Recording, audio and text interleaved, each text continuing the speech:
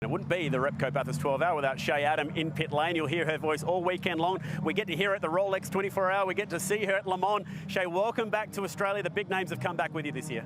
Thanks, Chad. It's great to be back here, and it's only once a year that the sacred tarmac that adorns Mount Panorama is open to the best GT3 cars in the world. So it's no wonder that some of the best drivers in the world come to try and make their mark in history. This year, back again, the 7 times world champion from MotoGP, Valentino Rossi, is back. This time, though, he's got a bit more experience under his belt in GT3 racing. He's got a win at Le Sarthe, which is Le Mans. That from a different race, not yet the 24, but he's looking to fulfill a birthday wish and get a win here at Bathurst. Also back again this year for a second attempt, the 2003 Champ Car champion, the thrill from West Hill, Mr. Paul Tracy himself, the Canadian legend. We've got brothers in the field in the form of Laurens Vanthoor, 2015 pole winner. His younger brother, Dries, 2018 race winner, is back once again with BMW. Sharing the car with Dries is Sheldon van der Linde, the 2022 DTM champion. Sheldon's the younger brother of the van der Linde brothers, the VDL brothers. You can look them up on social media. Kelvin is the older brother, and 2 times Kelvin has qualified second in this race. Still looking for that pole award, still looking for that win, and he's already been top of the charts several times across this weekend. But overlook one of the biggest international national stars at your own peril at this point, Matty Campbell, fresh off of an overall win at the Daytona 24 just a couple weeks ago. He's back again. He was the hero for Porsche back in the 2019 race, the only guy to ever get the pole position in this race for Porsche in 2020. It's going to be a phenomenal experience to watch all of these international stars duking it out with some of our supercars heroes as well, because 9 current supercar drivers are in the field this weekend. We've got Chaz Mostert, 2-time pole winner. This time he's in GT4. Everyone else in the field is in a Mercedes, though. We've got Brock Feeney, Will Brown, we've got Thomas Randall and Cameron Walters in one car, and then, of course, David Reynolds. So it's going to be a jam-packed field where every single one of these drivers wants the big award at 5:45 tomorrow afternoon. But for today, it's the honor of being the fastest driver and getting that Alan Simonson trophy. Yeah, that is what we're playing for today. You guys up at the head of the grid. They're starting to clear things off now, and that's good news for our pole sitter, because it means that there is clear track ahead for Sheldon van der Linde. Yesterday, you earned it, one and done, basically, to go out there on the mountain, but now it's a completely different ballgame. Fine, Shay Adam. Might be a bit of a surprise, guys, that Jules Gounon is standing beside me instead of being strapped into the Sun Energy One Mercedes. But Jules, we just saw the piece. We heard from you and Kenny and Luca.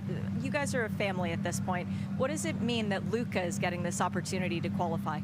That's why he's in the car, and I have 100% trust on him that he's going to do fantastic. At the end of last year's race, you didn't get those new tires that you were promised, but when you get to go out on low fuel, sticker tires, and it's just you and the mountain, especially with this pit box, no one in front of you, how magical is it? It's so magical. If you look at me, I'm getting goosebumps. So. For the 2024 Repco Bathurst 12 Hour, the official safety car has been chosen as BMW, and BMW has brought the beautiful new XM to lead the field around. I'm here with Brendan Michelle, the product manager for BMW Australia. Brendan, this car is phenomenal. Guys, for people at home who haven't gotten the privilege to see that car in IMSA competition last year, 5 podium finishes, more than any other team, including the win at the Salem 6 Hours of the Glen. It's going to have to last twice as long for this race, but I guarantee you at some point during the 12 hours, this BMW will be leading the way. Mick Grenier is out of the AAA Mercedes, and Mick, you got the honor of starting the race. You had only 1 car ahead of you the entire stint. How well do you know the back of that BMW now after staring at it for an hour? Fortune favors the brave, and there are brave people in the pit lane right now feeling that the crossover point is this moment. We have slick Pirelli tires going on to the number 2 MPC Audi. That car still receiving service. And once again, Valentino Rossi is back at the mountain, and the 7-time MotoGP champ really coming into his own as far as motor racing is concerned, because Valentino won at Le Mans last year. Yeah. It was a sport race. That doesn't matter. The man is amazing in a car, and especially with Maxime Martin and Raffaele Marciello, a guy we've long associated with another brand, in his car. Oof, they're definitely the favorite lineup in the field. So, if Valentino Rossi wasn't here, Paul Tracy, the autograph line would be just for you. The Australians understand and appreciate the open wheel legacy of North American racing. When you come here, do you still feel that love? Oh, for sure. I've got a lot of great fans here from my Champ Car and IndyCar days. Hey guys, we've got the 911 Porsche into the pit lane, and I just want to point something out. They finished the service on the back of the car, but look at how it's now missing 2 strakes out behind the exhaust. That's actually from the floor, and that carbon is not something that you can just simply bolt new ones onto. You can, but it's a longer process. In order to get that additional downforce on the rear of the car once again, they would have to change the entire floor. The guy who's followed on a very similar path to Lawrence is Jackson Evans. And Jackson, man, the battling out there was just phenomenal to watch. What was it like from the vantage point of your Phantom Porsche? Yeah, look, it's pretty intense out there, you know. Into the pit lane and not going back out again. The car that is currently top of the charts, the number 75 Sun Energy 1 Mercedes. Lucas Stoltz with the mic drop with that lap.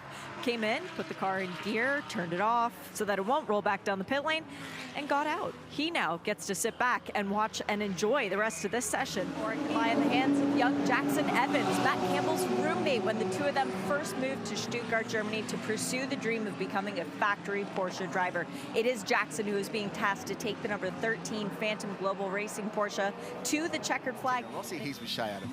Valentino, that was quite the start for you, coming out of the pit lane and straight into the action. How much have you learned in the last years since you were at Bathurst to do that battling out on the track? I'm very happy of the improvement from last year. Down here with Chan Guven, the star of that second stint. You were out there for such a long time battling elbows out, and your lap times were so consistent. Talk about your first time at the mountain. Is it everything you expected and more? With one of the drivers who, if you had started off at the beginning of the day saying to Kelvin van der Linde, all right, we've got just over an hour to go, your car's in the top 5, you got a shot at this win, would you have taken that? Yeah, I really would have, to be honest. I think, if anybody out there watching, her dad, he's a legend in sports cars. I raced against him when I was 16 years old, a legend. You've just made his day. Thanks, Paul.